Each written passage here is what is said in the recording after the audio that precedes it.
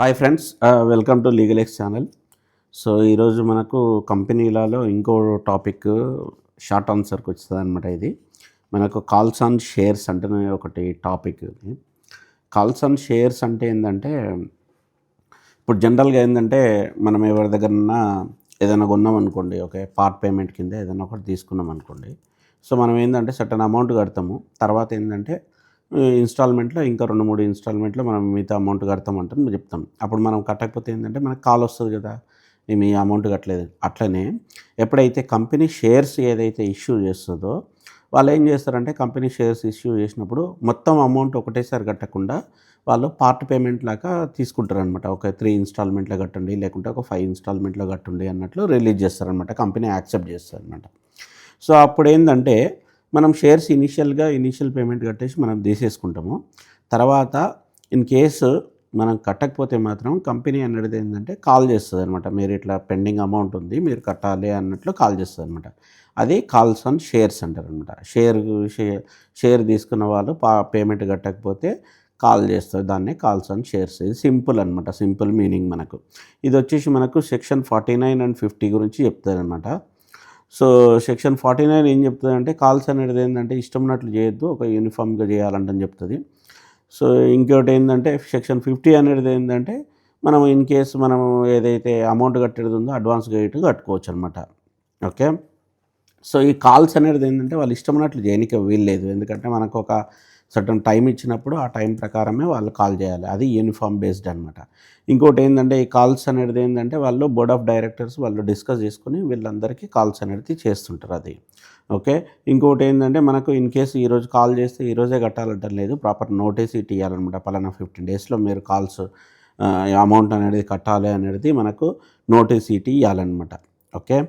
So in case ఏదైతే amount మనం కట్టేది ఉంటుందో అది మనం బాకీ ఉన్నట్లేనే కదా, ఆ షేర్స్కి మనకు బాకీ ఉన్నట్లేనంటే చెప్తారనమాట.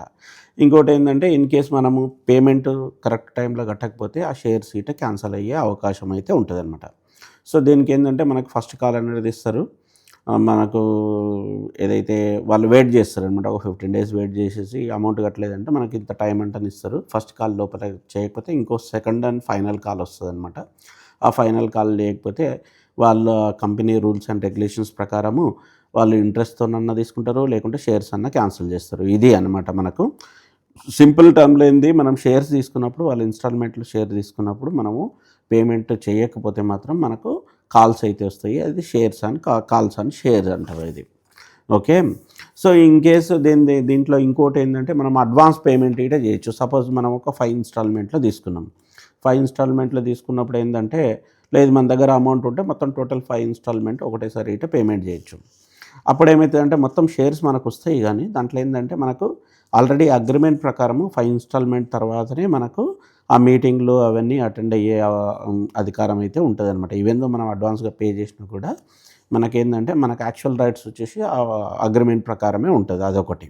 ఓటింగ్ రైట్స్ అనేది మొత్తము ఏదైతే టర్మ్స్ అండ్ రాసుకుంటామో దాని ప్రకారమే ఉంటుంది అనమాట. అదొకటి ఉంది. ఇంకోటి ఏంటంటే, ఇన్ కేస్ మనం అడ్వాన్స్ పే చేసినప్పుడు ఇన్ కేస్ కంపెనీ వాళ్ళు అలో చేస్తే వాళ్ళు ఇంట్రెస్ట్ ఇవ్వచ్చు అనమాట. ఇంట్రెస్ట్ ఇవ్వకపోవడం అనేది అది కంపెనీ పాలసీ ప్రకారం ఉంటుంది. నేను అడ్వాన్స్ కట్టినా కదా, నాకు ఇంట్రెస్ట్ ఇవ్వండి అంటే అన్నికే లేదు. In case company policies agree అయితే వాళ్ళు ఇంట్రెస్ట్ ఇవ్వచ్చు అనమాట. ఓకే. సో ఇన్ కేస్ మనం ఈ పేమెంట్ చేయకపోతే ఏమవుతుందంటే, వాళ్ళు ఇంట్రెస్ట్ చెప్పినట్లు ఇంట్రెస్ట్ ఇట ఛార్జ్ చేయొచ్చు. ఇంకోటి షేర్స్ ఇట క్యాన్సిల్ చేయొచ్చు, లేకుంటే కోర్టుకి ఇట వెళ్ళొచ్చు. వాళ్ళు కంపెనీ సూ చేయొచ్చు అనమాట మన మీద. లేదు వీళ్ళు కట్టిర్రు మమ్మల్ని ఇట్లా చేసిర్రు అన్నట్లు ఇట్లా చేస్తారు. ఇంకోటి ఏంటంటే, అది మనకు మన పేరు మీద అప్పు కింద ఇట ఉంటుంది అనమాట. షేర్స్ క్యాన్సిల్ చేస్తే మనకు అది అగ్రిమెంట్ ప్రకారము మీ ఫస్ట్ కట్టిన బ్యాలెన్స్ ఇవ్వాలనా లేదా అనేది అది అగ్రిమెంట్ ప్రకారం ఉంటుంది. సో ఇక్కడ ఒక ఇంపార్టెంట్ కేసులా వచ్చేసి ఒకటి ఏంటంటే, Borland trustee versus steel bro company అనమాట ఇది. సో బోర్లాండ్ ట్రస్టీ బోర్లాండ్ అన్నట్టు ఆయన ఏంటంటే స్టీల్ బ్రోలో ఒక షేర్స్ అనేది కొంటాడనమాట. కొన్న తర్వాత నామినల్ అమౌంట్ పే చేసేసి దాన్ని తీసుకుంటాడు, మిగతా అమౌంట్ మనం కట్టాలన్నమాట.